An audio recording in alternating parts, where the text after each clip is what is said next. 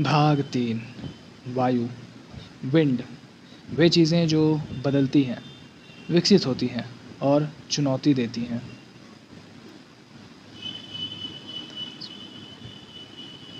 कट्टरपंथी, द जिलॉट। कोन्या, 19 अक्टूबर 1244। मेरी खुली खिड़की के नीचे कुत्ते भौंक रहे थे और गुर्रा रहे थे।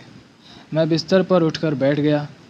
मुझे लगा कि शायद उन्होंने किसी चोर को घर में घुसने की कोशिश करते देख लिया होगा या फिर कोई गंदा शराबी वहाँ से गुजर रहा होगा। अब शरीफ लोग भी चैन से नहीं सो सकते। हर जगह व्यभिचार और अनैतिकता फैल गई है। पहले ऐसा नहीं था। कुछ साल पहले तक ये शहर कहीं अधिक सुरक्षित था। नैतिक पतन किसी भयानक बीमारी से कम नहीं होता। वह अचानक आता है और तेज़ी से फैलता है।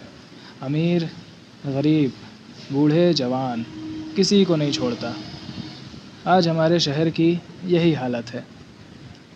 यदि मदरसे में मेरी नौकरी ना होती तो मैं शायद ही कभी घर से बाहर निकलता। ईश्वर का शुक्र है कि अभी भी कुछ लोग ऐसे हैं जो अपने स्वार्थ से पहले समाज के हित को रखते हैं और दिन रात व्यवस्था बनाए रखने के लिए काम करते हैं। मेरे भतीजे बाबर्स जैसे लोग। मैं और मेरी पत्नी उस पर गर्व करते हैं। ये जानकर तसल्ली मिलती है कि जब इस देर रात में अपराधी, शराबी और दुष्ट लोग उत्पात मचा रहे होते हैं तब बैबर्स और उसके साथी सुरक्षा रक्षक शहर में गश्त लगाकर हमारी रक्षा कर रहे होते हैं। मेरे भाई की अकाल मृत्यु के बाद मैं ही बैबर्स की अभिभावक बन गया था। ज़िद्दी लेकिन दृढ़ निश्चयी। उसने 6 महीने पहले सुरक्षा रक्षक की नौकरी शुरू की थी। कुछ चुगलखोर लोग कहते थे कि उसे यह नौकरी इसलिए मिली क्योंकि मैं मदरसे में शिक्षक हूँ। बकवास। बैबर्स खुद इतना मजबूत और साहसी है कि इस नौकरी के योग्य है। वह एक उत्कृष्ट सैनिक भी बन सकता था। वह यरूशलेम जाकर धर्म युद्ध में हिस्सा लेना चाहता था। लेकिन मेरी पत्नी और मैंने सोचा कि अब उसके बसने और परिवार शुरू करने का समय आ गया है।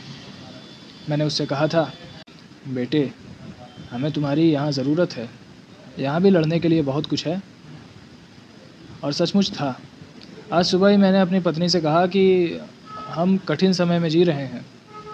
ये कोई संयोग नहीं कि हर दिन किसी नई त्रासदी की खबर सुनने को मिलती है। यदि मंगोल इतने सफल हुए हैं, यदि ईसाई अपने उद्देश्य में आगे बढ़ पाए हैं, यदि इस्लाम में दुश्मनों ने एक एक कर शहरों और गांवों को लूटा है, तो इसका कारण वे लोग हैं जो केवल नाम के मुसलमान हैं।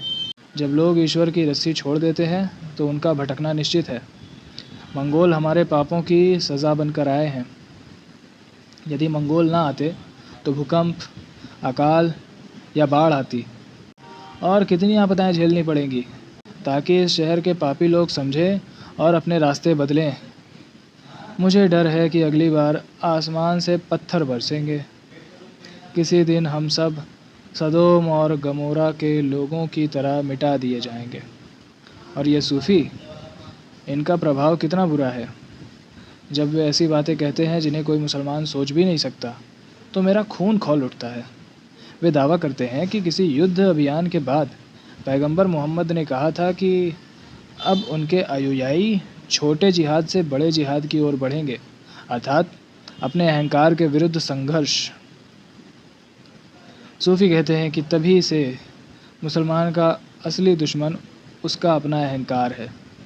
सुनने में तो अच्छा लगता है, लेकिन इससे इस्लाम के दुश्मनों से कैसे लड़ा जाएगा, मैं नहीं जानता। सूफ़ी तो यहाँ तक कहते हैं कि शरीयत केवल एक पड़ाव है, अंतिम मंजिल नहीं। पड़ाव? ये कैसी बातें करते हैं। और इससे भी अधिक चिंताजनक यह है कि वे कहते हैं कि जो व्यक्ति आध्यात्मिक रूप से ऊंचे स्तर पर पहुंच जाता है, वह शुरुआती नियमों से बंधा नहीं रहता।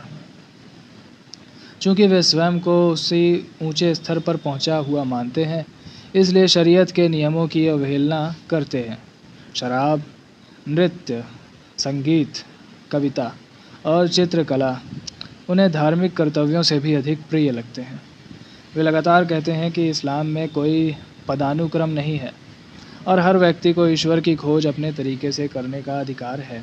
ऊपर से ये सब निर्दोष और आकर्षक लगता है, लेकिन जब उनकी लंबी चौड़ी बातों को ध्यान से सुनो तो उनके संदेश का खतरनाक पक्ष सामने आता है। धार्मिक विद्वानों और अधिकारियों की कोई आवश्यकता नहीं। सूफियों के अनुसार पवित्र कुरान रहस्यमयी संकेतों और प्रतीकों से भरा हुआ है, जिन्हें आध्यात्मिक ढंग से समझना चाहिए। वे हर शब्द के संख्यात्मक अर्थ निकालते हैं, संख्याओं के गुप्त अर्थ खोजते हैं और छिपे हुए संकेत ढूंढते हैं। यानी ईश्वर के स्पष्ट संदेश को सीधे पढ़ने से बचने के लिए हर संभव कोशिश करते हैं। कुछ सूफी तो ये भी कहते हैं कि मनुष्य स्वयं बोलता हुआ कुरान है।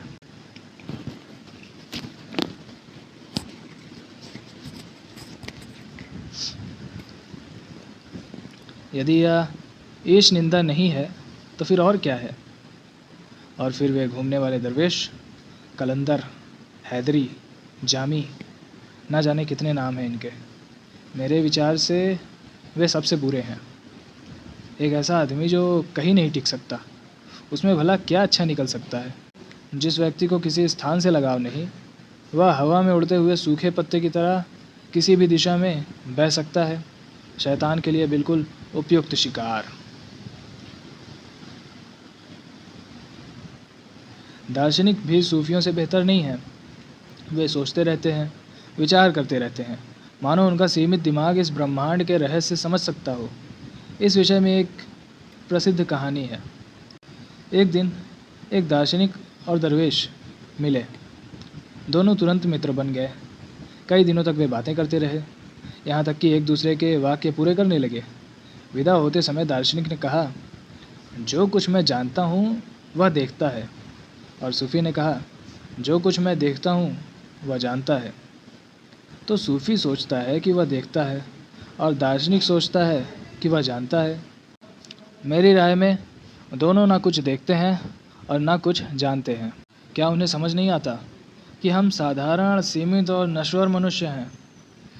मनुष्य अधिक से अधिक ईश्वर के बारे में थोड़ी सी जानकारी ही प्राप्त कर सकता है, बस इतना ही।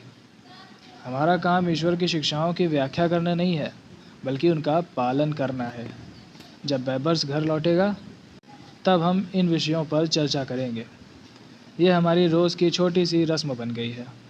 हर रात ड्यूटी से लौटने के बाद वह मेरी पत्नी द्वारा बनाई गई रोटी और सूप खाता है और फिर हम दुनिया की हालत पर बातें करते हैं। मुझे ये देखकर खुशी होती है कि उसकी भूख कितनी अच्छी है। उसे मजबूत रहना चाहिए। उस जैसे सिद्धांतवादी और युवा व्यक्ति के पास इस ईश्वर विमुख शहर में बहुत काम है।